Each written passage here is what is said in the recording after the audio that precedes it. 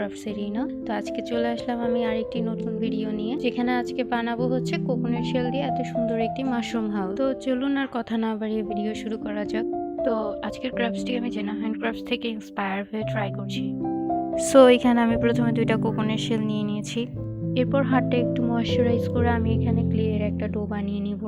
আর আজকে এই ডোটা বানাতে আমি এখানে ওয়ালপুট্টি ইউজ করছি। তো আমার ডোটা বানানো শেষ। এখন ফেভিকল আর পানির সাহায্যে একটি পেস্ট রেডি করে শেলগুলোর ওপর লাগিয়ে তাতে টিস্যু দিয়ে একটা লেয়ার দিয়ে দিচ্ছি। দেন টিস্যু এর ওপর ক্লেটা সেট করে নিলাম। এখন শেলগুলো শুকানো পর্যন্ত ওয়েট করতে হবে।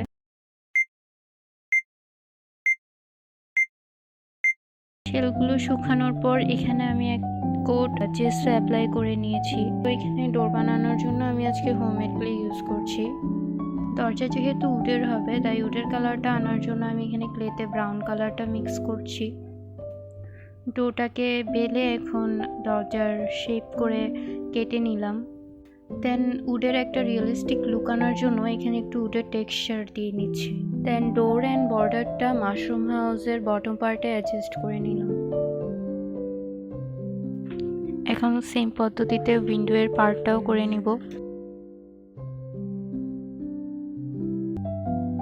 তো এখন আমার বটম পার্টের কাজ মোটামুটি শেষ। এখন টপ পার্টটাকে রেড অ্যাক্রিলিক কালার দিয়ে কালার করে নিচ্ছি। দেন কালার শুকানোর পর ক্লে ইউজ করে হোয়াইট ডটগুলো দিয়ে নিচ্ছি।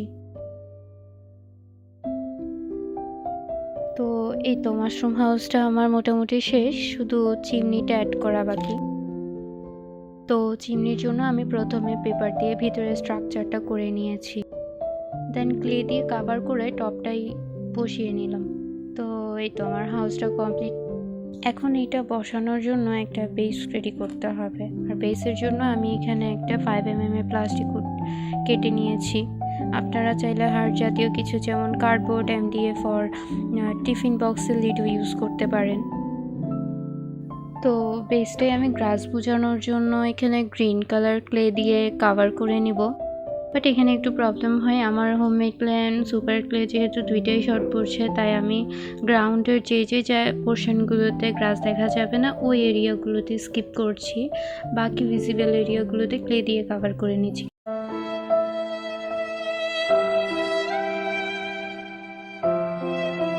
কিন্তু আপনারা চাইলে পুরোটা ক্লে দিয়ে কভার করে নিতে পারেন। দেন ক্লে টুলস দিয়ে একটু টেক্সচার ক্রিয়েট করছি যেন রিয়েলিস্টিক ভাইবটা আসে। বেসের কাজটা করার সময় আমি এখানে ফেন্সটাও রেডি করে নিয়েছিলাম। বটম পার্ট অ্যান্ড ফেন্স দুইটি গ্লু দিয়ে বেসের সাথে সেট করে নিচ্ছি।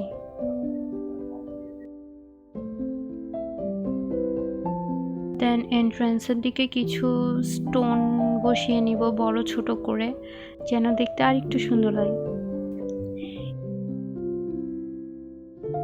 তারপর সুপার ক্লে ইউজ করে কিছু ফ্লাওয়ার, লিফ অ্যান্ড বুশেস বানিয়ে নিয়েছিলাম অফ ক্যামেরায়। এগুলো এখন গ্লু দিয়ে সেট করে নিব।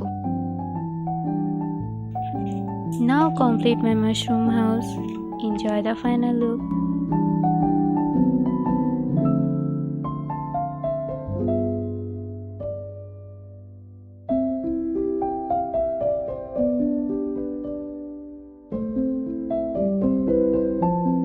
If you like my video, then please subscribe to my channel and let me know in the comment section below. Thank you.